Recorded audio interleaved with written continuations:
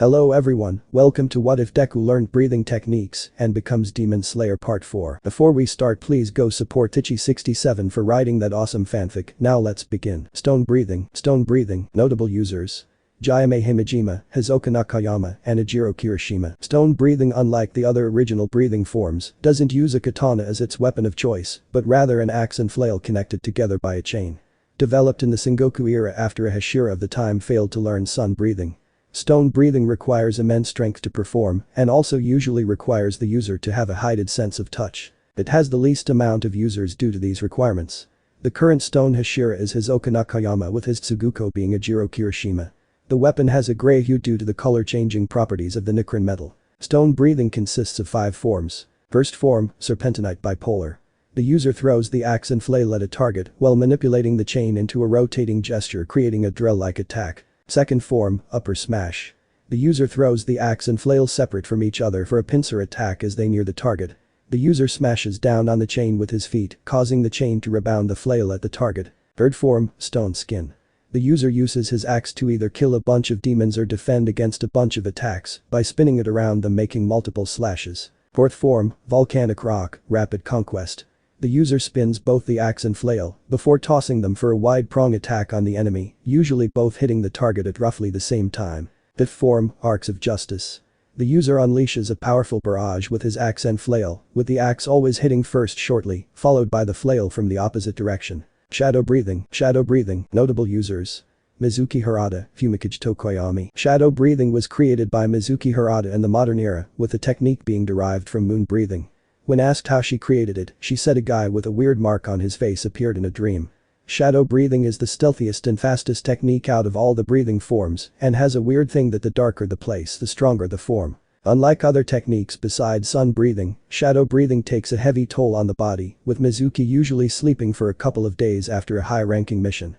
The Nicron blade for a shadow breather is pure black, but has a grey edge of the blade.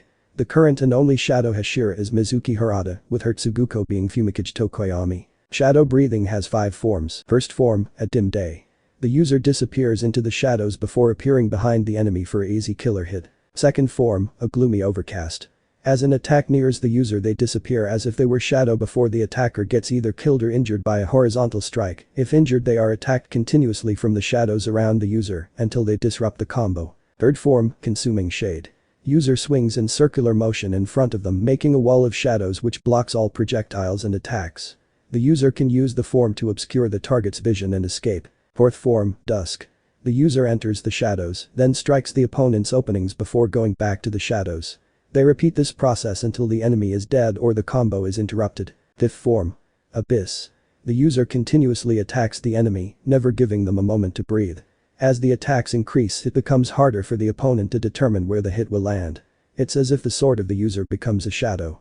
They think they block the hit, but the sword would waver as if it weren't there, then they would get hit anyway. This continues until the opponent is dead. Side effect. Could lead to exhaustion, collapse or death. Ch.15, The Wedding. Narrator Pav. The day is a beautiful day, it's a sunny morning, not too hot with a nice breeze. What more could someone ask for on their wedding? Oh, a wedding day, a day full of nervousness, love and happiness, and this one was no different. It was a Sunday morning at an old wedding venue with family and friends gathering for Izuku and Momo's matrimony. Enough about them, let's see what the groom and bride are up to. I mean, it's only an hour till game time. With Izuku can be seen in a changing room looking into a mirror with a frown. Izuku is wearing the good ole reliable, a black tuxedo. The other noticeable thing about him is that he is rocking his old green hair. He was going to dye it white again, but his mom said she didn't want her grandkids to ask if they were adopted in the future. Izuku reluctantly agreed. Behind Izuku you can see his father Toshinori, his daughter Eri and his best man Hisoka. Hisoka and Izuku became best friends after the incident. However, all of them look and worry at Izuku because he looked lost right now. "Dad, are you okay? What's bothering you?" asked a worried Eri, who was wearing a red strapless dress with a basket full of flower petals next to her. Izuku sighed before answering, "I think we should call off the wedding," whispered Izuku, but everyone still heard him and gasped in response. "Why, Izuku, did something happen between you guys?" asked Hisoka with clear surprise in his eyes. "No. It's just ever since the incident I can't help but feel that I'll just be dragging Momo into danger she doesn't need to be in," stated Izuku with clear conviction as he turned around to face them. "The Demon King wants me dead, and he obviously has no problem bringing strangers into it. One day he will obviously go for my family and already feel guilty enough for dragging Eri into this. Stated Izuku, who looked to the floor in shame as the others stared in pity, all but one.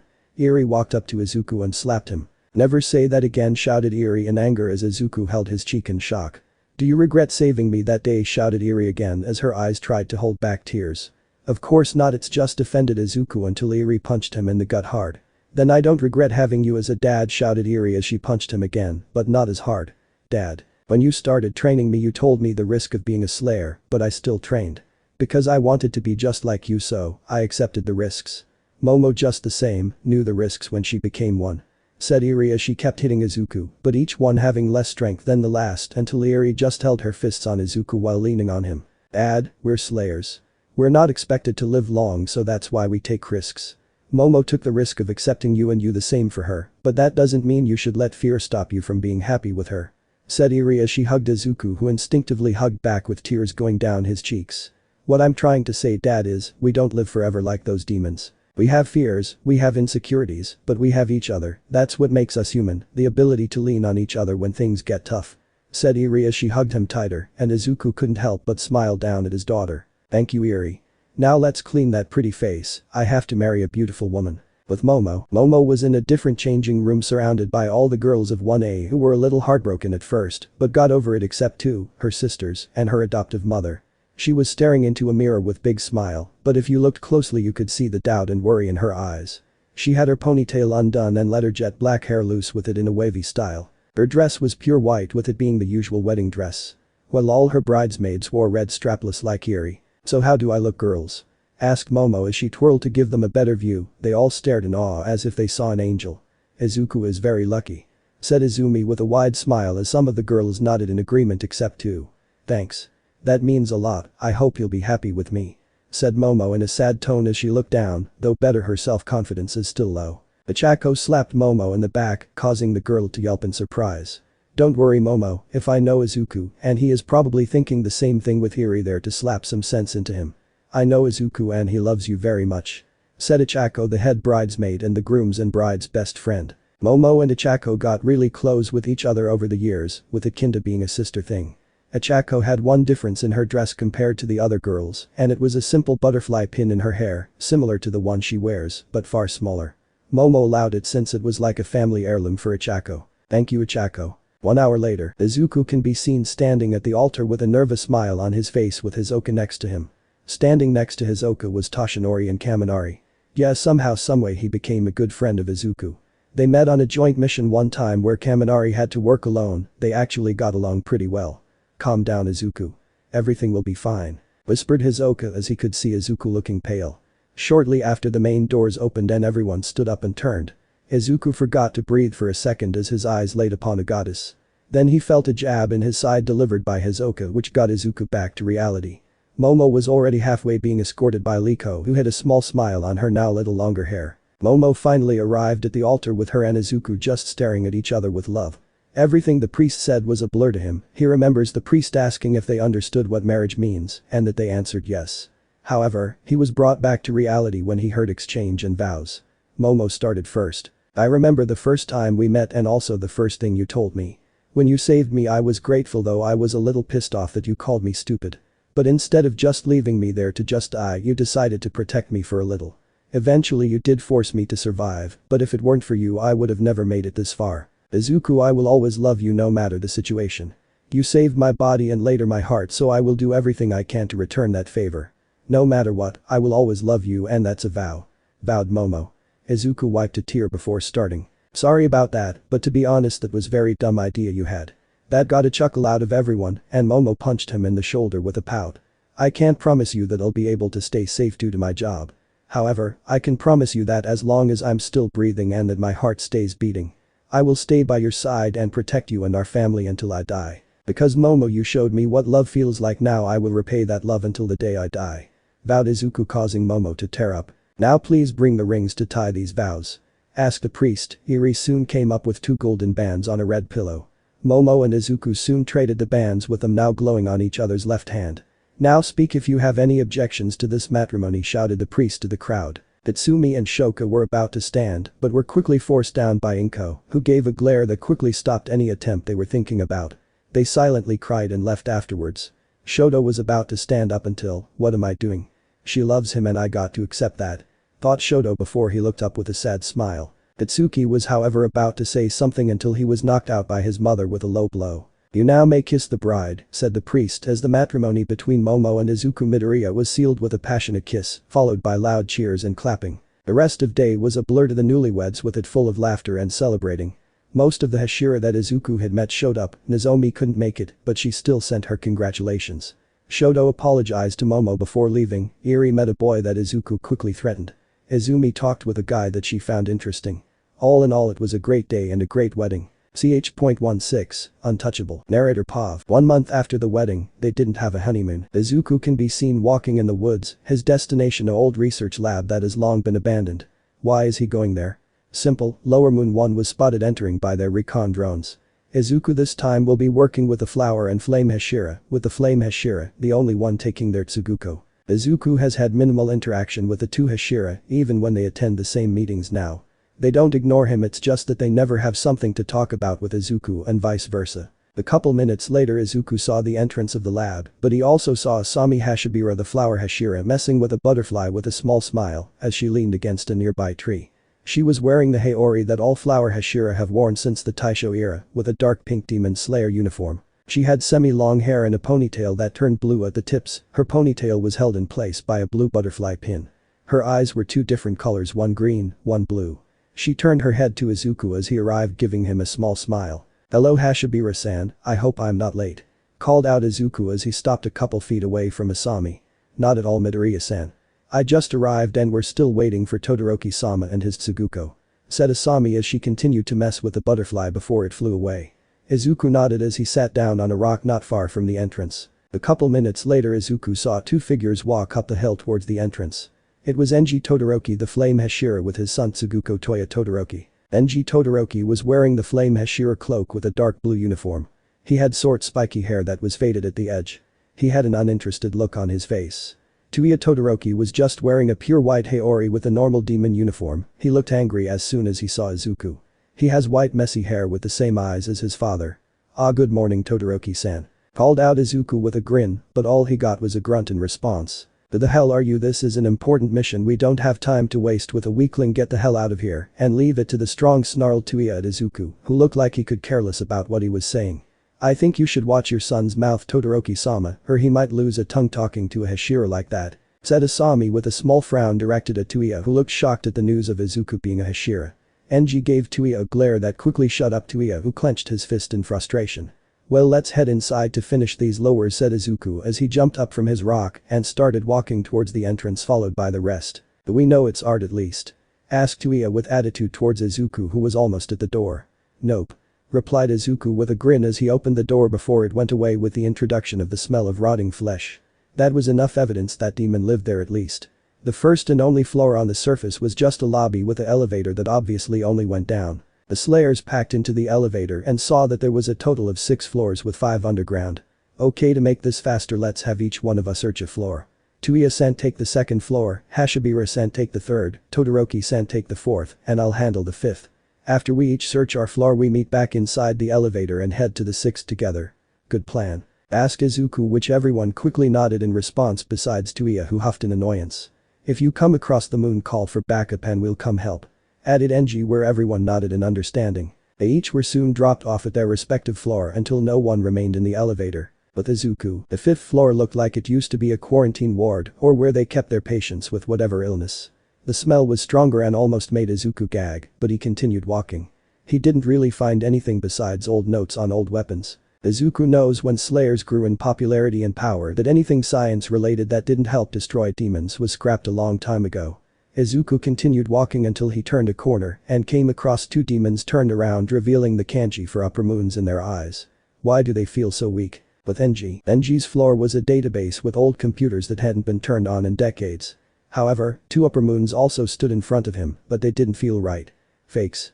Thought Enji. With Asami's floor was a storage floor full of old documents and other items. However, to her inconvenience there was no demons and she was making her way to the elevator while grumbling to herself. With Toya's floor looked like it used to hold animals with all the cages. Hopefully. But currently he was fighting for his life as he got unlucky and fell upon a demon nest. Flame breathing. 7th form, devouring inferno. Tuia leaped in the air and came down with a overhead strike, killing several demons instantly along with the nest. Tuia huffed in annoyance before walking back to the elevator. But Izuku, you're not an upper moon. Said Izuku, causing the demons to flinch, but charges Izuku anyway. Izuku didn't even try as he cut both demons' heads off and made his way to the elevator. Why were they pretending to be upper moons? Thought Izuku as he called the elevator. But Enji said the same thing and killed them instantly and made his way to the elevator. The group made it to the 6th floor, and when the elevator doors opened, they almost puked from the smell and were forced to cover their face with cloth to try and block it out. The 6th floor lobby led to a door which opened to what looked like a giant testing room. It didn't take long for demons to appear. Strength-wise, they were probably around lower moon 3 level, and they numbered in the hundreds. The group quickly started to fight, trying to whittle down the numbers, but more just kept coming. Sun breathing. 3rd form, raging sun. Flame breathing. 4th form, blooming flame undulation. Flower breathing. 2nd form, honorable shadow plum. Flame breathing. 2nd form, rising scorching sun. They killed and killed, but 2 would just replace each one they killed. Izuku stepped back to take a breather, and he noticed a control room above them, and Izuku the daring one jumped straight through its wall and rolled to a ready position. Izuku found the lower moon, and to say he was disgusted was an understatement. The moon was levitating from the ground, looking down at the other slayers struggling against the demons. The moon's head was bigger than the rest of his body, but eyes littered the head, each with the kanji for lower moon 1. It was wearing a dirty lab coat that was smeared with old and new blood. I'm impressed you noticed. They usually don't like the ones down there. Here, let me show you. Said the moon as he snapped his fingers, and Izuku saw all the demons from before never existed and the others were just fighting the air. The plan was for you guys to collapse from exhaustion and I kill you all after that, but now you're going to make me work for my meal. Well, it's not like you'll be able to beat me anyway. Said the lower moon with a sigh that annoyed Izuku. As if yelled Izuku as he charged the moon's sun. Brea Izuku didn't even make it halfway before he was stopped midair and then launched through 2 walls and slamming against the 3rd one before collapsing to the ground in pain. Blood dripped down Izuku's head along with blood from his mouth as he coughed. Izuku opened his eyes and saw he was in a doctor's office with his eyes traveling to the holes had just gone through. Izuku touched his chest and groaned in pain at contact. 3 ribs broken and probably a bruised lung. Assessed Izuku as he struggled to stand up. For the first time in his life Izuku was heavily injured. Oh, by the way, the name's Kokoro, be sure to remember that when your god asks who killed you. Said the now named Kokoro as he hovered at the hole Izuku made. Izuku tried to stand, but Kokoro waved his hand to the left, causing Izuku to go through that wall, then sliding and hitting a wall in a sitting position. Kokoro laughed as hovered closer to the even more injured Izuku. You can't hit me. No matter how hard you try, it won't happen. Said Kokoro with a smug look as he stared down at the broken body of Izuku. Izuku laughed dryly as he tried to stand up with his sword. Sun breathing.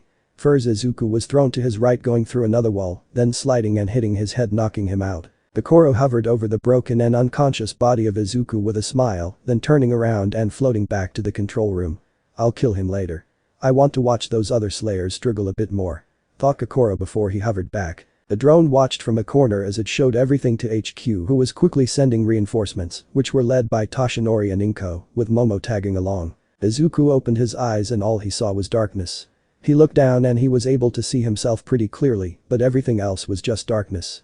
Is this a demon art or am I? Izuku thought out loud as he got a little worried about his situation. You're not dead, not yet at least, said a voice behind Izuku. Izuku turned around but got blinded by a sun until it slowly died down and revealed an old man with long white hair and a ponytail with a weird mark on his face.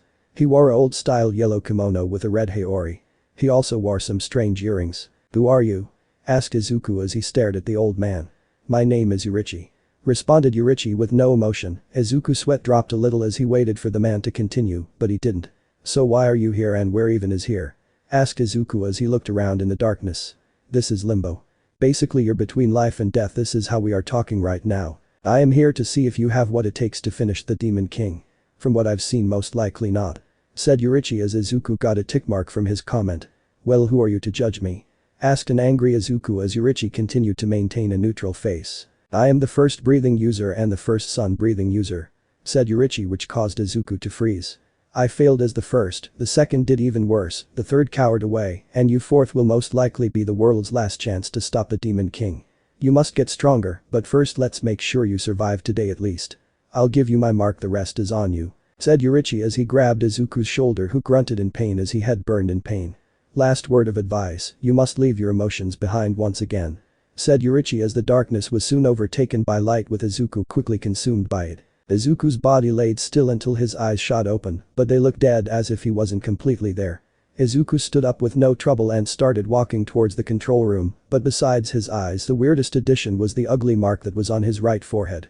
For some reason it looked like it was glowing and was similar to the old man's. Izuku continued to shuffle towards the control room with his blank look and the mark growing bigger and glowing brighter. Kokoro can be seen watching the Slayers struggle and close to exhaustion while he smiles and giggles to himself. A piece of rubble fell at the entrance of the control room, one of Kokoro's eyes focused on it. "A plant," thought Kokoro as he felt and saw a plant standing there. Not paying it any mind, Kokoro turned back to the struggle as the plant shuffles forward, showing that Kokoro saw Izuku. Sun breathing. First form, waltz enhanced. It was too late for Kokoro, who turned his eyes but noticed the room turning upside down as Izuku passed by him, cutting his head off. I died, but how? That brat couldn't even make it 2 feet before, thought Kokoro as his head hit the floor with his body slowly started dusting. Soon his surroundings became lighter as he remembered why he became a demon. Kokoro was a scientist that tried to make advancements in both medicine and therapy. However, every time Kokoro would make a breakthrough or propose a project, it would get turned down, and they always replied the same way. How will this help us beat demons?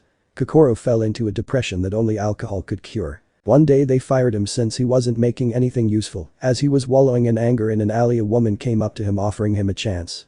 Upper Moon 1 asked if he wanted to make a difference as she held up blood to him.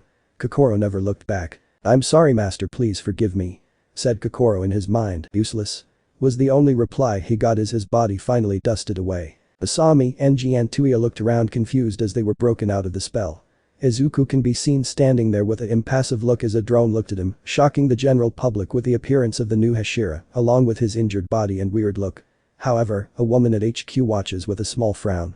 Izuku was about to walk away until something crossed his mind. "Breathe," ordered a thought. Izuku suddenly collapsed as he gasped for air, then started coughing badly with blood dripping through his hand that was covering his mouth and down his cheeks from his eyes. His mark disappeared as the others surrounded Izuku, checking on him with Enji, putting Izuku's shoulder on his back as he helped him out of the facility. If Izuku stayed in that form for even a second longer, he would have passed his life limit and died. As they exited the facility, the group came across the backup, which was Class 1A, Toshinori, Inko, Nijire, and Liko. They all became shocked when they saw Izuku, who looked like a mess with torn bloody clothes, him still coughing blood and blood all over his face. None of them have ever seen what they considered a pillar of strength that injured. Izuku was put in an ambulance with Momo, who tagged along as he was transported to the hospital. Somewhere else, Nozomi is seen sitting with her children as they confirmed what was seen since Nozomi's eyes worst. So Izuku unlocked the mark in the selfless state. "That's great and terrible news," said Nozomi with a sad smile. Her kids looked confused at why it was bad. "Why is it bad, mother?" asked her daughter with a questioning look. Izuku turns 22 next month. Flower breathing, notable users. Kani Kacho, Kanouts Iori, Asami Hashibira, and Ichako Uraraka. Flower breathing is a branch of water breathing, with it being invented by the past flower Hashira. Kani Kacho. Flower breathing requires the user to be graceful in their attacks and have high agility. Fun fact. Since the Taisho era there has always been a flower Hashira, flame Hashira, and water Hashira. The sword for a flower user is pink like a love user, but slightly lighter. The current flower Hashira is Asami Hashibira, and her Tsuguko is Ichako Uraraka. Flower breathing consists of 7 forms. I made up the first and third. First form, swirling Sakura, the user jumps up before spinning downwards with their blade acting as in blender, cutting up the enemy in multiple places. Second form, honorable shadow plum, the user releases several rotating sword slashes that deflect any incoming physical attacks. Third form, cascading peaches, the user takes an extra breathe before lunging at the target with 2 downward slashes that turn into multiple small ones if they hit. Fourth form, Crimson Hinagoromo, the user unleashes single sword slash that curves and twists gracefully. Fifth form, Peonies of Futility, the user unleashes a flurry of 9 consecutive attacks that flow and weave in on themselves. Sixth form, Whirling Peach, a technique used after or during evasion, the user spins around moving with their body weight to deliver an attack. Final form, Equinoctial Vermilion Eye, the user raises their vision to extreme degree, making the world seem like it's in slow motion. However, due to the immense strain it causes on the eyes, it leads to blood vessel ruptures in them, leading to partial or complete blindness. Must have one usable eye to use this form. Ch.17 Upper Moon 6. Izuku Pav. I opened my eyes but got blinded instantly, causing me to groan. Everything hurts and I feel like shit. Where the buck am I anyway? I opened my eyes again, but it wasn't so bad this time. I was in a hospital room, great. I looked out the window and saw that it was morning, but the door opened causing me to slowly look since everything still hurt. Momo and Eri walked in holding trays of food. I could tell they have been crying due to their puffy eyes. They looked up at me and we made eye contact. "Izuku, you're awake," screamed Momo as she dropped her food and jumped on me for a hug. Causing me to grunt in pain, it didn't help that Eri copied her and did the same thing. "Ow ow ow ow. Please get off, everything hurts." I begged them. They quickly got off me with embarrassed smiles, but my body felt like it was on fire. I started my concentration breathing to relieve the pain. They sat down in the chairs as I continued my breathing. "Okay, that's better. So, how long have I been out?" Momo looked at me with a sad smile before answering. "You were out for a week, honey," Momo said as Eri walked next to me to lift the bedsheets so I could see my body, and it wasn't pretty. Both my arms were in a sling with casts. I could see bandages wrapped around my torso under my gown, and my legs were both in big casts. I could tell Eri drew on them while I was out. "Are the others okay?" Momo nodded. "Yes, they were just exhausted. You were the only serious injury." I could tell in her eyes that she wanted to say something but couldn't. I looked at her, causing her to look away, but I continued to stare as Eri walked to Momo and dragged her over to me. "It's okay, Momo. Let it out." Momo looked at me in shock, but her lips started quiver as tears started to fall. She slowly hugged my head to her chest as she continued to silently cry. "I thought I was going to lose you. I've never seen you that injured and it scared me. Please be careful, Izuku. Not just for me but for us." I leaned into the hug as Eri joined us. I could feel her crying as well. It seems I scared them quite a bit. "I promise both of you that I will." We stayed like that for I don't even remember. A little while later, anything interesting happened while I was out.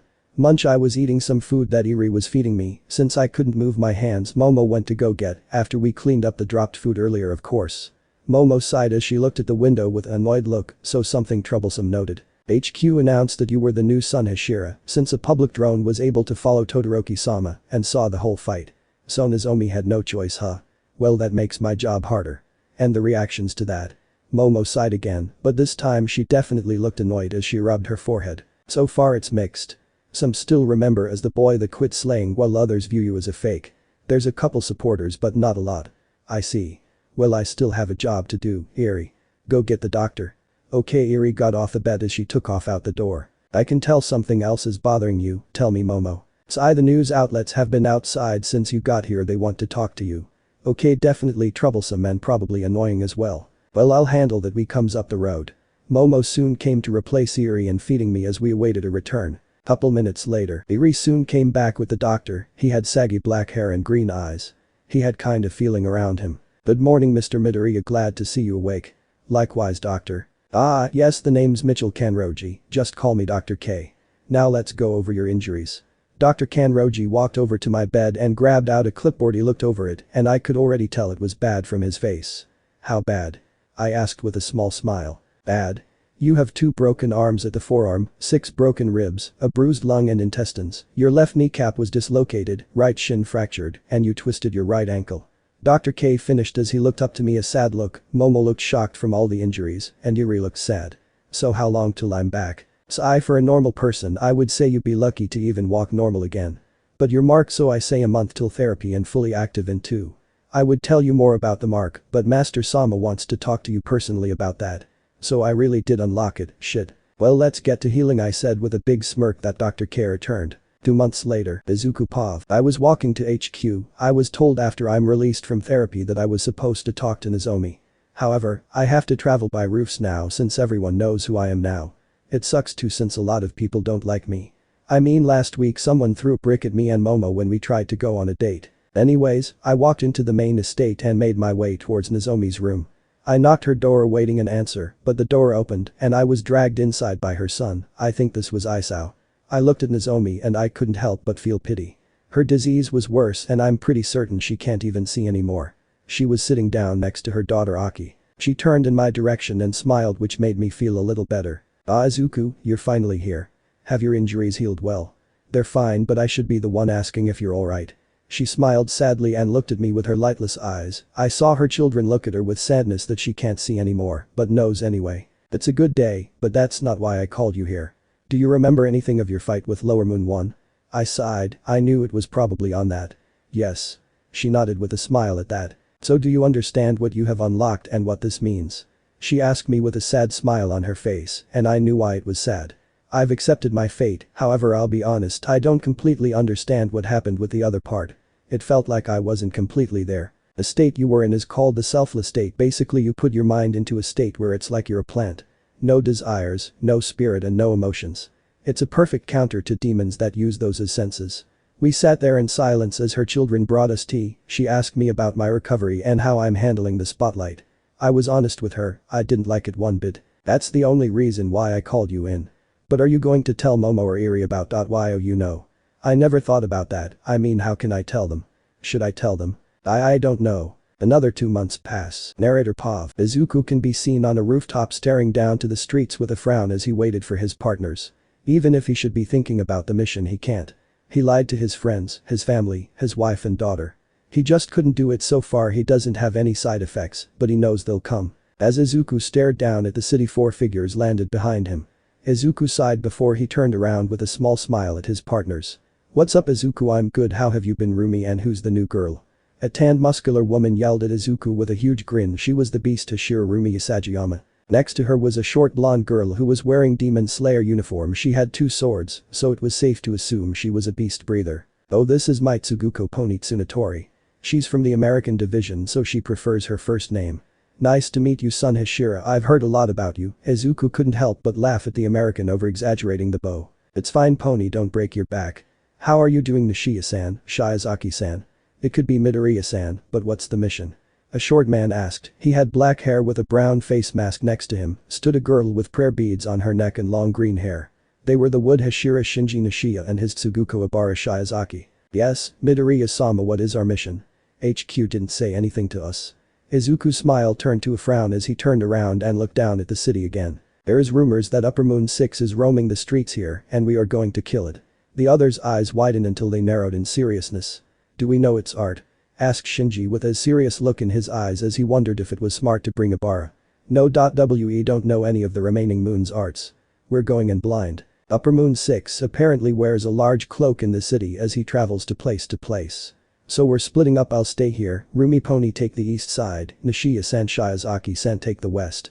If you spot a demon, call for us and we'll try to be there as fast as possible. Go. The other 4 disappeared in a blur as they went to their respective zones. Izuku turned back around as he stared down at the city. Izuku Pav. I know this will be the most dangerous mission I've ever done, hell that probably applies to all of us. All the other moons we got lucky or they just weren't strong, but I know this will be different. Luck won't save us from Upper Moon even if they are the weakest among them. Kami, watch over us because we'll need it. From what Nozomi told me, it grows the angrier it gets plus stronger, but that it wasn't its blood demon art but a passive ability instead. So we have to finish him on the first try or it's over for all of us. Buck me. It's only around 10 right now, so the night's still young. God, I should have gotten me a drink. 2 hours later. This is so bucking boring, not even a regular demon has appeared. I stared at the night sky with a few stars that do appear, giving me something to look at. Until I felt the biggest killing intent I've ever felt in my life. I looked down at and saw a very tall man in a cloak walking on the sidewalk. That has to be him. I stood up, letting the heat consume me as I felt my forehead tingle, telling me the mark is activated. I pressed the button that calls for backup as I leaped at the man. Izuku. Sun breathing. First form, waltz enhanced. I appeared behind the demon who still hadn't turned around or shown any signs of caring. But my blade barely went a quarter of the way until it stopped. I tried to make it go farther, but it wouldn't. He turned his head with yellow marked eyes, giving me a disgusted look. Pathetic. I couldn't help but cower as I felt my death coming. No, not yet. Izuku. Sun breathing. 11th form. Fake rainbow. A fist appeared in front of my face as I barely became afterimage in time to avoid it. I followed up with a slash at his back, but it barely broke skin before healing instantly. If I didn't dodge, I would have died.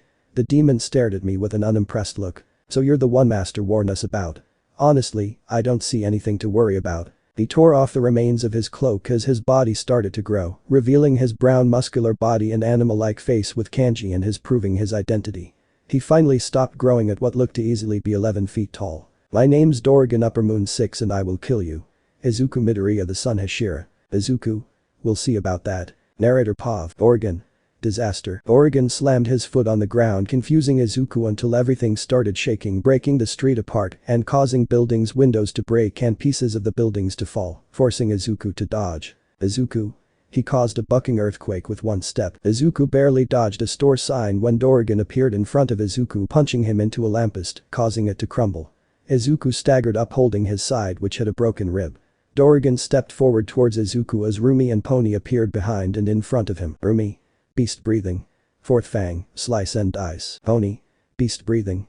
Second fang, slice. Rumi hit multiple diagonal double slashes at Dorrigan's neck, while Pony hit a double X slash on his right knee. To the girl's misfortune and shock, they didn't even scratch his skin. Dorrigan looked annoyed as he stomped his foot on the ground. Dorrigan. Disaster. Suddenly a tornado formed out of Dorrigan, sending Pony into a car so hard it caved in, with her obviously being out cold. While Rumi got sent through a window of a building's upper floor. Debris was sent everywhere, making the once peaceful street look like a war zone.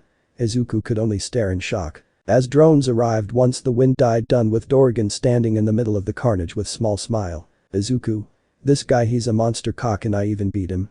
Am I going to die? You'll come back safe, right? Izuku's eyes widened as he recalled earlier before he left for his mission. Flashback. Momo. Promise me, honey, that you'll come back to me, alright? I have to tell you something when you get back. Begged Momo as she put her hand on Izuku's cheek as she stared up at me with a pleading look. Izuku stared at her with a warm smile as he closed the distance and kissed her. He then put their foreheads together. Izuku. Always. Eri walked up and joined the hug with Momo and Izuku, easily allowing her in. Eri. Kick their ass, daddy. Izuku.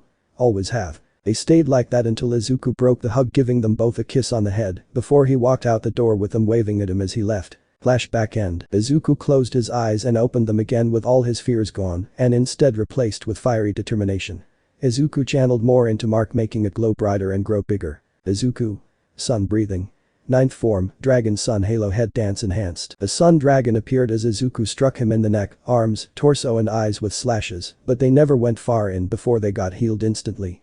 Dorrigan now had a full-on cocky smirk as he watched Izuku struggle. As soon as Izuku stopped, Dorrigan slammed his foot down again, making Izuku's eyes widened. Dorrigan. Disaster. Another earthquake occurred, but Izuku zoomed to Pony as he put her on his shoulder so she wouldn't get crushed by something. This earthquake did even more damage as it made buildings collapse and even more crumble in pieces. Izuku did his best to avoid the debris, not noticing Dorrigan lifting his hand and making a fist. Wind started to surround Dorrigan's fist until it looked like a mini storm. He brought it back as if he was about to punch, which Izuku noticed. Dorrigan. Calamity. Dorrigan punched at Izuku, sending a massive airstrike at him that he barely dodged. As Izuku landed, he saw that everything Dorrigan's airstrike was reduced to rubble and dust. Izuku gulped nervously as he stared at the cackling Dorrigan. Elsewhere, Rumi can be seen on an office desk with glass all over her. She groaned as she woke up before wincing when she felt the shards in her. Grumbling as she pulled them out, she then stood up and made her way to the window she went through. She couldn't help but gasp as she saw the carnage Dorrigan had made. Her eyes landed upon Izuku, who was staring at Dorrigan with a grim look. She then noticed Pony on Izuku's shoulder. Rumi now was beyond pissed now. Rumi. This bastard. Rumi ran and grabbed her two swords, then jumped out the window towards Dorrigan, who noticed her with Izuku as well. Rumi. Hey bastard, I'm not done with you, beast breathing. Izuku. No, pull back, Rumi, we need to regroup, he's too strong. Izuku's pleas fell on deaf ears as Rumi continued her charge, while Dorrigan made a fist again, while a feral grin appeared on his face. Dorrigan. Calamity. Elsewhere, 10 minutes prior, Shinji and Obara can be seen looking down a street when they got the signal that Izuku founded. They nodded to each other as they turned to head over. They got stopped by an earthquake, making them stop. Shinji. What the hell? Obara. What's happening? Then the earthquake stopped, confusing the two, but they started jumping on the roofs to get there faster. They saw a tornado form in the distance, making the two very nervous since they have never faced a demon that strong. HQ. Head over there now, Wood Hashira. Sun is trying his hardest and Beast has already been knocked out. Get there fast. Shinji. Understood HQ, we're going as fast as we can. What the hell is happening over there? Obara. I don't know, sensei, but let's get going. They ran even faster. They were about halfway when another earthquake occurred, forcing them to slow down. But they kept going instead of stopping. Shinji. Come on Obara, we're almost there, get ready. Obara. Right master. HQ. Wood, we're sending another Hashira as backup, this demon is stronger than we anticipated. Good luck. Shinji. Understood HQ, come on Obara, move now. Shinji and Obara barely dodged a massive airstrike that just destroyed the building they had landed on. Shinji. Damn, that was close. You good Obara? Obara. Yes, let's go master. They finally arrived when Rumi started her attack, their blood ran cold from what happened next. Present, Izuku could only watch in horror as Dorrigan's fist became covered in rock and thrown towards Rumi's head. Rumi really did try to block with her sword, she really did. But it was pointless as her blade shattered on impact and the punch continued its path. Crunch. The world could only watch in horror as Rumi's skull was caved in from the punch, killing her instantly. For eternity the world was silent as they watched a hashira get killed, with the silence broken by her body hitting the ground. Shock filled Izuku until it was replaced with unbridled rage. Rumi Isagayama, the beast hashira, is deceased 11/12. In an instant Pony was put on a roof and next Izuku was in front of Dorrigan along with Shinji and Ibara, who were also filled with the same rage. Izuku. Sun breathing. 12th form, flame dance enhanced. Shinji. Wood breathing. 2nd form, wisteria collapse. Izuku hit focused all the combo attacks at Dorrigan's neck, with him barely even going halfway through. While Shinji did 2 slashes filled with wisteria poison with his final slash aimed at his neck, but not a single hit broke his skin. Ibara however went for something else as the three fought. Ibara grabbed Rumi's body and brought it to the same roof as Pony was on. She laid her down and did a silent prayer as she took off her Haori and put it over her head. Ibara got up and soon joined the fight. She didn't want the body to get any more damage as they fought. After Izuku and Shinji's assault they backed up since they didn't want to get hit by anything. Even though he hasn't seen much, Shinji knows not to stay close for long. Ibara landed nearby making a triangle formation around Dorrigan, who still had a feral grin. Dorrigan. Come on, is that all? After Dorrigan's taunt he licked his blood-covered hand, fueling everyone's rage even more. Izuku didn't notice his grip tightening on his blade, causing it to glow red for a second. Dorrigan's eyes grew wide until he disappeared and appeared in front of Izuku. He threw a punch that Izuku barely dodged until he got kicked instead through the wall of a store. Shinji and Ibara charged in after Izuku got sent through a wall. Shinji. Wood breathing. 3rd form, numbing bark thrust. Ibara. Wood breathing. 4th form, blinding thorns. Shinji did 5 thrusts at each limb with a paralysis poison, while Ibara did a slash at the back of his head with a poison that destroys the optic nerves. Unfortunately, neither of their attacks broke the skin. Now that Dorrigan took care of the nuisance, he decided he was in a playful mood.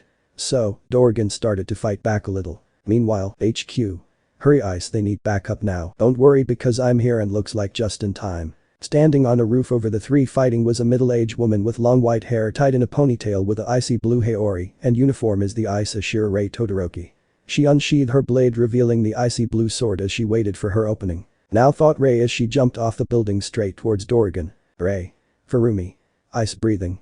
2nd form, icicle crash. Rei made a massive downward slash that made a shallow cut on his arm, slightly surprising him.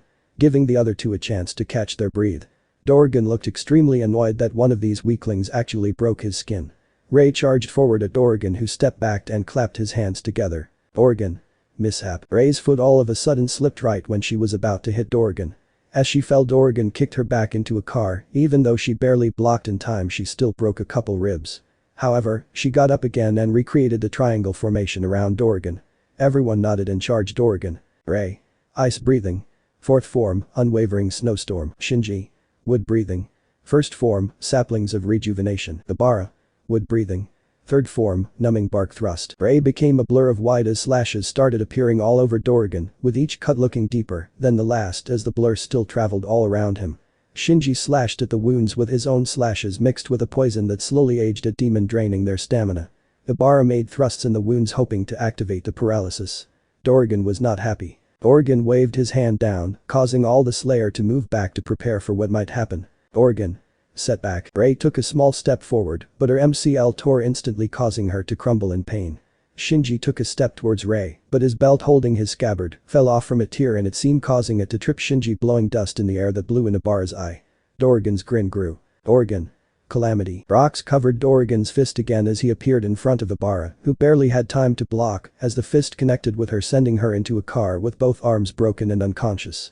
Rei tried to stand up, but a kick from Dorrigan sent her into wall hard until she fell into a limp heap. Shinji tried to swing at Dorrigan, but he got grabbed by the throat and chikeslammed into ground, knocking the wind out of him. Dorrigan put his foot on Shinji, preventing him from moving as he lifted his hand, making an open hand as his crazed grin stared down on Shinji. Dorrigan. Tragedy. Soon pieces of earth covered Shinji's right foot, making a stone-like cast. Shinji grew nervous as he stared in horror as Dorrigan closed his fist. Instantly the stones crushed Shinji's foot into nothingness. Shinji's screams filled the air as Dorrigan laughed. Izuku shot up from the ground as he gasped for air. He looked around and saw that he was in a DVD store. He got up and rushed to the opening. He saw Dorrigan cripple Shinji, along with the unconscious bodies of Rei and Ibara. His rage tripled. Izuku gritted his teeth as his mark reappeared even bigger and his blade now glowed a brilliant red. Then he was gone. Dorrigan's foot was gone along with Shinji. Dorrigan looked to his right to see Izuku putting Shinji down. Izuku turned around and Dorrigan swore he saw death as he felt the red-hot glare from Izuku. As Dorrigan stared at Izuku kept changing from a man with long burgundy hair and a ponytail with weird earrings to a boy with the same burgundy hair but shorter and the same earrings but wore a green and black checkered haori until it changed back into Izuku. They all shared the same mark, same wide eyes, and same red blade that looked like it wanted to cut a neck. However, Dorrigan was knocked out of his thoughts and blade pierced his right shoulder instantly in his front. A rage-filled pony landed next to Izuku as she pulled her another blade out. Tears leaked her eyes that were narrowed with rage. Pony. That was for Master. If you looked closely you could see a glowing orange mark on her neck that looked like two horns.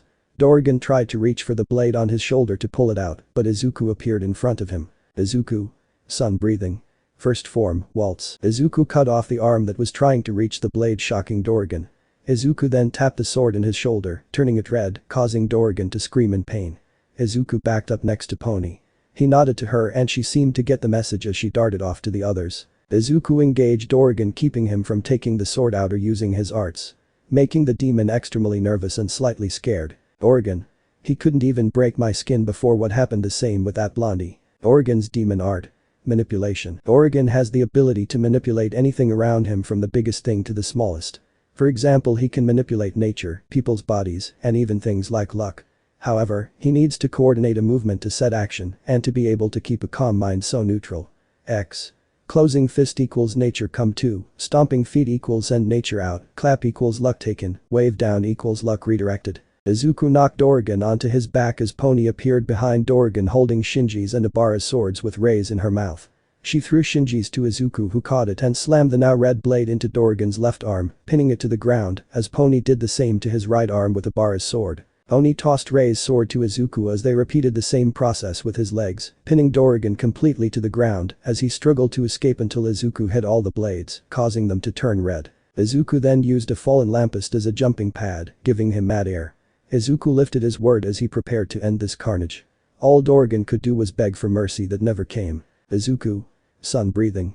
Second form, clear blue sky. As the slash came down, Dorrigan begged for Master's help, but it never came. The sword came down and easily cut Dorrigan's head off, but the slash was so strong it destroyed the entire slab and the other swords. Izuku landed and gave a quick thumbs up to Pony, who returned it until she passed slowly, followed by Izuku, as the medics finally arrived at the carnage. Shinji Nishiya, the wood hashira, is forced into retirement 10/12. Total casualties. 2,000. Total injured 500. 1 dead hashira. 3 injured hashira. 2 injured Sugukos. Result. False victory. Location. Impressive work, but he would have lost if it was a higher rank.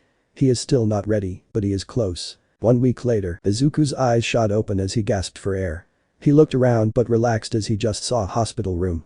Izuku noticed he was alone and this time it looked to be midday outside. Izuku. What the hell happened? I just remember being so angry and then nothing. The door opened, causing Izuku to look and see his whole family enter with food. They stared at each other in silence to the point you swear you can hear crickets somewhere. All. Izuku. They all tackled Izuku into a hug, making Izuku laugh and return the hug. As they all cried in relief, Izuku couldn't help but feel sad as he slowly remembered what happened. From what Izuku was told, he was the last one to wake up and he had been out for a week. Momo told him that everyone was fine, but unfortunately Shinji had to retire since he lost his foot. Pony went through a breakdown and it's unknown if she'll return to slaying. Rei and Ibara, however, will make a full recovery. The last news that greatly saddened Izuku was that Rumi's funeral will be held in a couple of days. After that they all left to go get Izuku some clothes. After they left, Dr. K came into the room to tell Izuku that he can leave in a couple of hours. Izuku acknowledged it and said thank you. Izuku grabbed a cup of water and started drinking it but started coughing uncontrollably. Izuku. Must have went down the wrong way. Izuku pav. Momo entered back in by herself and gave me a big smile as she handed me a stick. I looked at it and I couldn't no I can't be. Momo. I'm pregnant. Momo launched at me with a hug that I instantly returned with a big smile. Izuku. I'm going to be a dad. Beast breathing. Beast breathing. Notable users. Inosuke Hashibira, Rumi Isagayama, and Pony Tsunatori. Beast breathing was made in the Taisho period by Inosuke Hashibira in the mountains. Inosuke made the technique completely by himself, with no outside knowledge of breathing techniques, which is extremely impressive. Beast breathing uses 2 chipped swords in a dual wielding pattern, which is also unique to the technique. The user must have an enhanced sense of touch and flexibility to properly use the forms. Unknown to Inosuke is that he accidentally derived his technique from wind breathing. The flower and beast breathing have been taught by the Hashira family since the Taisho period, though not the strongest techniques, both are very effective. The color for beast breathers is an indigo gray, which can only be truly seen in a darker area. The former beast hashira was Rumi Isagayama and the Tsuguko is Poni Tsunatori. Beast breathing consists of 11 forms. Fangs equals forms. First fang, pierce, the user stabs both swords into the opponent's neck. Second fang, slice, the user unleashes a double slash with their blades in an X-shaped cut. Third fang, devour, the user unleashes multiple simultaneous horizontal slashes at a target's neck. Fourth fang, slice and dice, the user delivers multiple diagonal slashes at the enemy. Fifth fang, crazy cutting, the user slices everything around them. Sixth fang, palisade bite, the user releases simultaneous lashes with both swords in both directions that collide. Seventh fang, spatial awareness, only usable by the ones that have enhanced senses. The user extends both arms out and uses their senses to detect enemies or find enemies' weakness by feeling for disturbances in the air. How the hell did Inosuke come up with that name? Eighth fang, explosive rush, the user charges at the opponent at high speeds while swinging their sword. Ninth fang, extending bendy slash, only for the very flexible users.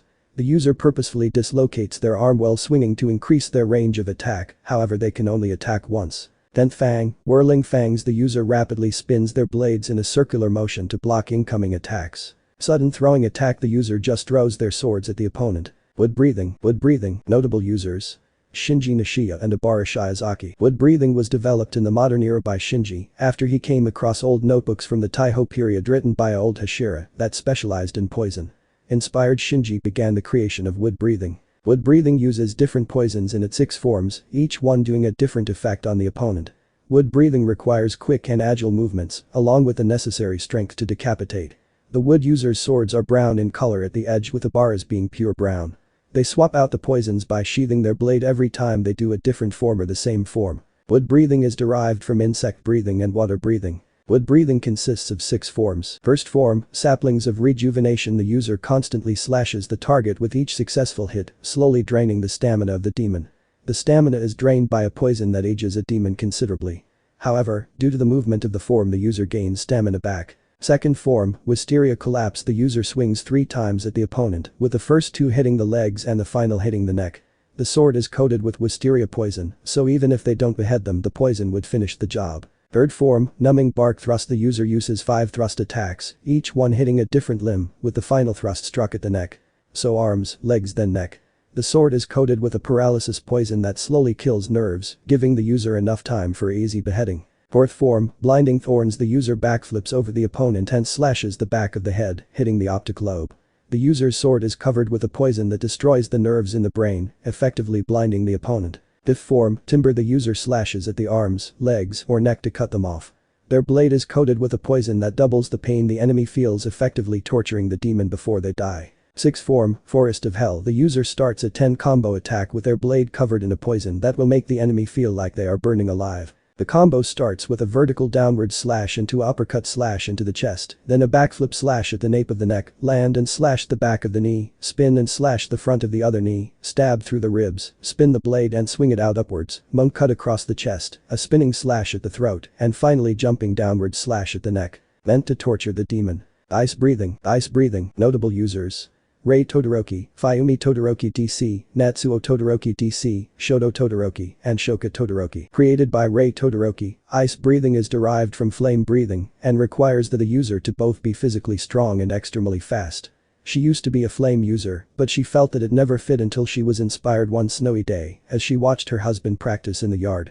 She hasn't had a Tsuguko since her last 2 died, it hurt more for her since they were her children. Ice breath, her sword are ice blue and honestly looks really cool. Ice breathing consists of 6 forms. First form, beating of hail, the user jumps in the air or is already in the air, they then do a downward thrust attacks which could go up to 10 thrusts. Second form, icicle crash, the user does a downward slash meant to dismember the enemy.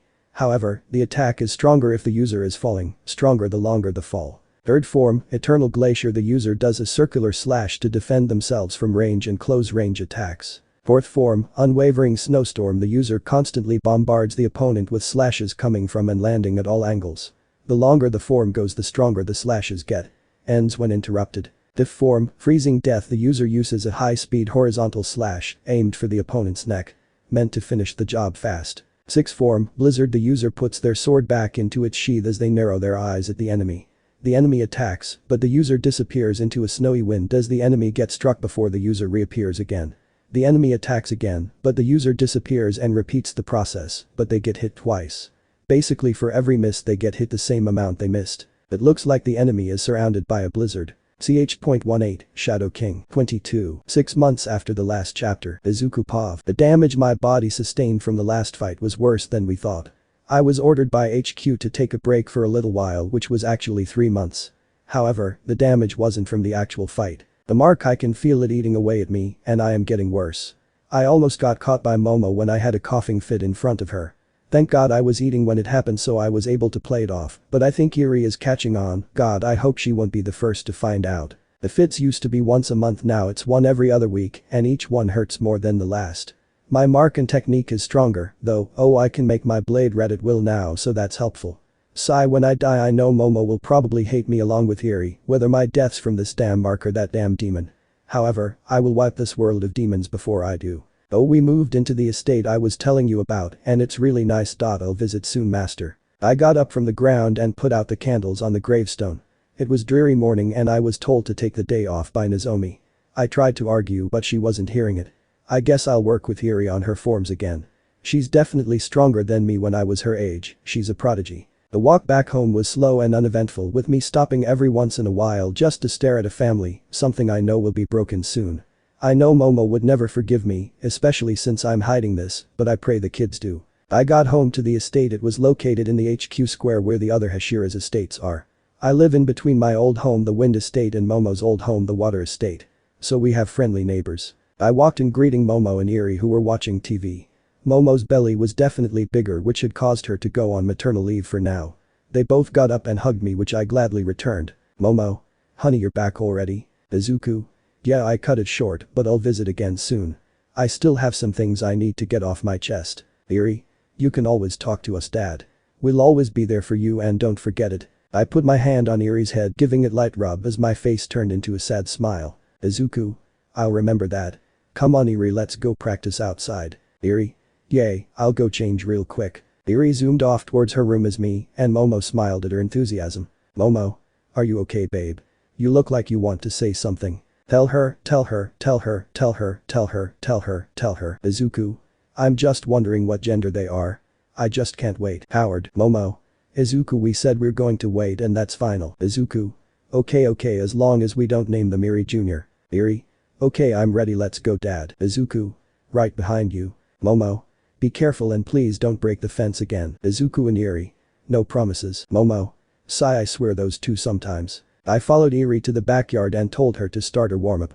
She instantly dropped to the ground to start her push-ups as I put a 40-pound gourd on her back. She continued, but this time with more struggle. I sat down not far from here as I started meditated to practice my breathing with the mark. As my mark activated, I could tell it disturbed Eri from the stare I could feel from her as I continued. My mark now covered the entire left side of my forehead with a deep red glow. Eri soon finished her warm-ups and stood in front of me with her practice sword in a ready stance. I deactivated my mark and stared at her. She had a worried look on her face, but tried to hide it when I opened my eyes. Izuku. Begin. Eri jumped back and landed far from Izuku as she readied her form. Eri. Wind breathing. First form, Dust Whirlwind Cutter. Eri launched herself at me while spinning, making cyclone-like attack, but I dodged easily and did an open palm strike on her stomach, sending her back. Eri caught herself and raised her sword over her head before striking down. Eri. Wind breathing. Second form, Claws Purifying Wind. Eri launched 4 vertical slashes at me, but I just body flickered next to her and kneed her in the stomach. Causing her to gasp in pain, I took her sword and tossed it away, forcing her to fight me hand to hand. She didn't last long, but she definitely put up a fight. She laid on the ground gasping for air as I smirked down at her, but she looked like she was thinking of something. I walked to the outside fridge so we can drink water, but Eri's next word stopped me. Eri. You're dying, aren't you? Izuku. Yes. Eri. Why didn't you tell us? Izuku. Because I'm a coward. Eri. It's that weird mark on you, isn't it? Izuku. Yes. Eri. Answer me. Before I could answer, Momo came outside with a scared face. Momo. Izuku, come inside the news. Izuku started following Momo in until he stopped and turned around to a motionless Eri. Izuku. We'll talk later. I walked in to see Momo staring at the TV with worry, and I could understand why. The Fist and Thunder Hashira were fighting Upper Moon. And they were struggling. Mustafa Mall, that's far but I can make it. I quickly went to my room to change. As I headed out, Momo gave me a quick hug and kiss, but Eri just stared at me leave with no emotion. I sighed before jumping away. I activated my mark, causing me to become a blur as I hurried. Narrator Pav. As Momo waved at the retreating figure, the phone started ringing, which Momo quickly answered. Momo. Hello. HQ. This is HQ. Do not let Izuku leave. Momo. I'm sorry but he already left. Is everything okay? At UA. Nezu. All teams report to Mustafa Mall. Sunwalker spotted assist and damage control. Izumi. Wonder what's causing all that. Hitsuki. Doesn't matter because I'm going to kill it. Hitsumi. Whatever you say, idiot. HQ's plan was to have UA make up for Izuku's absence, so he didn't aggravate his mark any more than he has, but that plan has failed. All members of UA can be seen running to the mall, which is very close to UA. At the mall, destruction was everywhere as black creatures destroyed stores and tried to kill bystanders trying to run away. Another shadow monster was about to swing its claw at a small girl until a flash of light appeared in front of it. Under breathing. First form, thunderclap and flash. The shadow's neck got cut, making it dissipate as the Slayer turned around and picked up the girl before flashing away again. The Slayer was wearing a black haori with white triangles on it. This was the Thunder Tsuguko Denki Kaminari, who looked worried as he dropped the girl next to the entrance before flashing back into the fight. Denki. What the hell, this demon's crazy sensei and Komodo-sama can't even scratch it. Then it made these shadow monsters that can only be killed like a regular demon. Kendo-san is struggling. Kendo can be seen surrounded by several shadows. She flexed her wrists and her gauntlets turned into a pair of crushers. She punched the first one in the throat, making it evaporate instantly. Kendo. Fist breathing. Third form, crush, wear down. Kendo then became a blur as pieces of the shadows looked like they were getting vaporized until there was nothing left of any of them. Denki landed next to her, both panting a little until more shadows appeared around them, forcing them to go back to back. As they were about to charge for their last stand, a figure landed in front of them. Izumi, wind breathing, 8 form primary gale slash. Izumi swung her blade, making a trail of air that slashed more than half of the shadows. Kendo and Denki. Yagi. Izumi. Go to your masters, we'll handle this. Soon the rest of UA landed around, taking on shadows or helping civilians.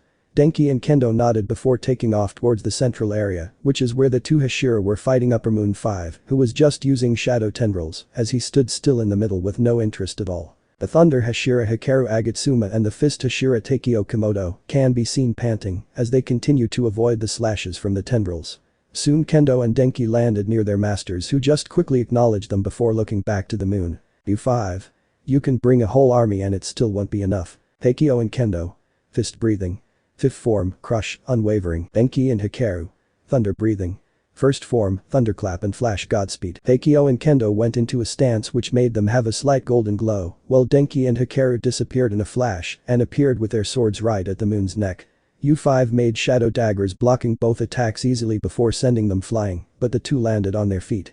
U5 then sent his tendrils at the fist users, forcing them to block. But with each block the glow brightened each time. U5 continued to look uninterested, not noticing the big figure falling towards him with their sword raised.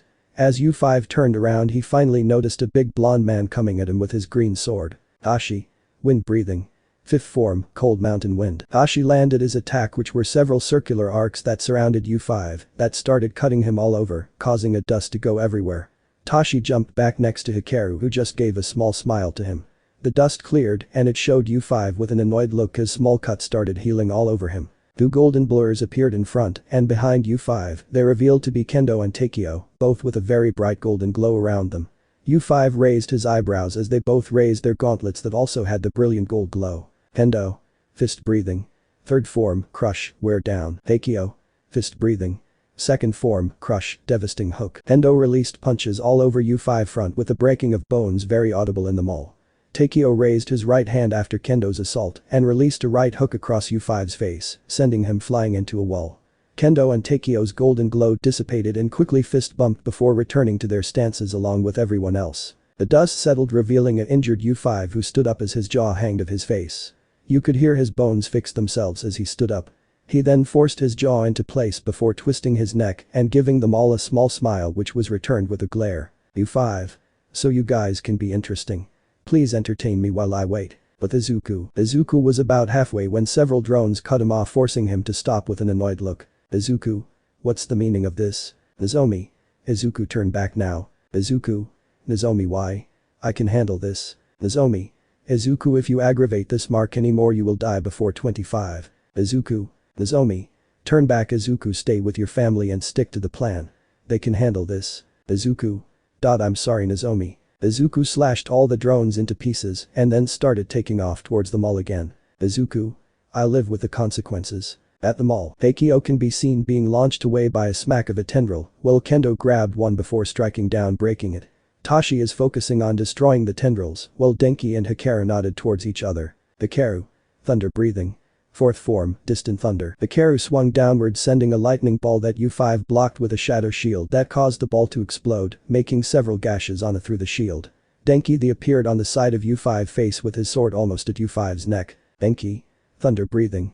First form, thunderclap and flash godspeed. U5 tilted his head back making Denki miss and go past U5 who took advantage and slashed Denki's back, making him scream in pain as he slid into a wall.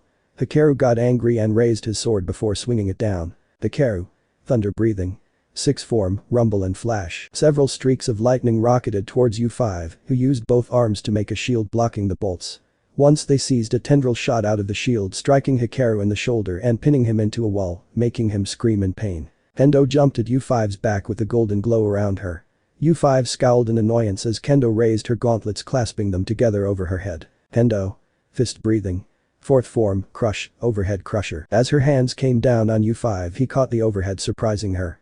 He then grabbed her head and brought it down on his knee before tossing her in the air and giving her a smack with his tendril into a wall, then crumbling to the floor with a pool of blood forming under her head. Takeo saw this and fell into a rage as he flexed his gauntlets, making both form into a golden blade. He then took a different stance stretching both his arms out. Takeo. Fist breathing. 11th form, slash, tireless. A reddish gold glow formed around Takeo as his glare hardened. Takeo. Fist breathing. 12th form, slash, finale. Takeo charged at U5 as a red blur he swung upwards cutting a tendril that was going for him before he spun nicking U5's neck with his left blade. He glowed brighter as he used right to stab U5 in the eye, going straight through before pulling it out. Now glowing even brighter Takeo swung with the left blade going straight for the neck. However a shadow came from his neck stopping the blow completely shocking Takeo as he got grabbed by the neck slowly being chocked. As Tashi tried to help but got wrapped up in tendrils slowing getting crushed. U5 looked disappointed as it appeared he won. Denki was bleeding out against a wall, Kendo was knocked out or dead while bleeding out, Hikaru was still pinned against the wall, Takeo was helpless as he was chocked, and Tashi was getting crushed to death by tendrils as the world could only watch. UA was struggling against the ever-growing numbers of shadows with a good portion either injured or already tired. Izumi can be seen finishing off another shadow as blood leaked from a gash on her forehead, staining her blonde hair and Haori. A shadow formed behind her raising its claw ready to end her life with Izumi none the wiser. Shoka. Izumi watch out. Before Izumi could turn around the shadow along with all the other shadows were destroyed in an instant confusing the slayers. U5 felt the disturbance, but his hand was cut off along with the tendrils holding Tashi and Hikaru before he could even react. Izuku stood before U5 with his red blade on his side and his mark glowing brightly as Izuku stared at him with a passive look. U5. So you finally arrived. Izuku Midoriya. Izuku. Take the injured out of the fight. I'll handle this. Takeo quickly grabbed Kendo and Tashi grabbed Hikaru and Denki before leaping away. UA took the remaining civilians and their injured and started retreating all but one. Bakugo stared with rage in his eyes as he watched Izuku challenge something he knew deep down he couldn't beat. He then was dragged by his sister to the entrance, but he never took his eyes off of Izuku. U5. I've been waiting for you. Izuku. U5. My name is. U5 didn't get a chance as Izuku appeared in front of him slashing at his neck that U5 barely dodged and returned with his own slash that Izuku blocked easily. U5 then spread his hands making blades of darkness releasing from him destroying everything. Izuku easily dodged the blades and destroying ones that got too close to him. U5 charged at Izuku starting a clash between them that Izuku easily handled as U5 struggled to land anything. Outside the mall, Bakugo was still seething with rage as everyone was checking each other's wounds and getting ready in case Izuku failed. However, from what the screens they had from their vehicles it didn't look like they would need to. As it seemed Izuku was easily handling the situation. This pissed off Bakugo even more. Bakugo. Every time this bastard becomes stronger that should be me I deserve that power, I'm the one that should be a hashira, I'm the one that Hadi belongs to me. Bakugo then sprinted off inside shocking the other slayers and yelling at him to stand down. Kitsumi. Kitsuki get back here. Takeo. I'll get him, stay here. Back inside, Izuku slashed both of U5's arms off and raised his word above his head, ready to end the moon's life, who started freaking out. Izuku. Sun breathing. First form, Wa. Bakugo. Move out of the way, Deku. Bakugo jumped at the two with his sword raised, giving the U5 the distraction to create space. Forcing Izuku to jump back as the moon made shadow spikes from the ground. Izuku. What the buck are you doing, Bakugo? Bakugo. Shut up, Deku, I'm going to defeat this demon. Bakugo shouted, continuing to annoy Izuku. U5 healed and raised his hand towards Bakugo. U5. How annoying, but thanks for the save. U5 closed his fist, and Izuku yelled at Bakugo to move as he realized what U5 was trying to do. Bakugo froze from the killing intent, but he knocked out of the way by Takeo. As a small black thing started to consume Takeo's arm around the elbow, completely destroying that portion, disconnecting the forearm and the rest of the arm from each other. Takeo Komodo, the fist hashira, is forced into retirement 9/12. Izuku charged at U5, who barely dodged but lost his arm in the process. Izuku swung at U5's other arm, taking it. U5 tried to stop Izuku, but it was far too late. Izuku. Sun breathing. First form, Waltz. Izuku cut U5's head, making him dust almost instantly due to the red blade. Izuku quickly turned and grabbed the shocked Bakugo by the throat before slamming his head into the ground, knocking him out. Izuku walked to the injured Takeo and tried to stop the bleeding as the medics came to take him and some slayers took Bakugo in handcuffs away. Izuku sighed to himself after he had told everyone goodbye. He jumped to a roof and made sure the drone stopped following him. After checking, he deactivated his mark and the consequences were instant. Izuku collapsed to his knees with his hand over his mouth as he had a coughing fit. After his fit, Izuku walked home to a bear hug from Momo, who was glad that Izuku didn't get hurt this time. Izuku saw Eri at the top of the stairs with no emotion before she walked away to her room. A couple hours later, after Momo went to bed, Izuku walked to Eri's room. He knocked but she didn't answer him, so he entered anyway. Eri was sitting on her bed looking away from Izuku. Izuku sat down next to Eri and pulled her into a hug that she tried to push away from. Izuku kept pulling her closer as she continued to hit or push him away. Eri's face was angry as tears spilled down her face. Eventually the pushing stopped and turned into Eri grasping at Izuku's shirt as she cried into his chest as Izuku continued to hug her and pat her head. Eri. Please, daddy, don't leave me like they did. Please stay. Please, please, please. Izuku didn't answer, but instead just continued to hug and pat her head as Eri continued to sob into Izuku's chest. Izuku just closed his eyes with tears leaking through as Eri continued to beg and sob. I'm a coward. Modern era secrets. A couple of months into Kendo's first year, Takeo came to her and offered the poison of Tsuguko to her. She immediately accepted. Haminari actually is engaged to a girl. It was originally arranged between the families, but after a couple of dates they actually fell in love. Hikaru has 4 kids, and each one has the same personality of Zenitsu. Which has worried Hikaru. Demon info. Upper Moon 5. Demon art. Shadows. Upper Moon 5 has complete control of shadows with almost no limitations. He can form shadow demons that are actually the embodiments of people he has killed. He looks like an average person with black hair and black eyes with the kanji in them being white.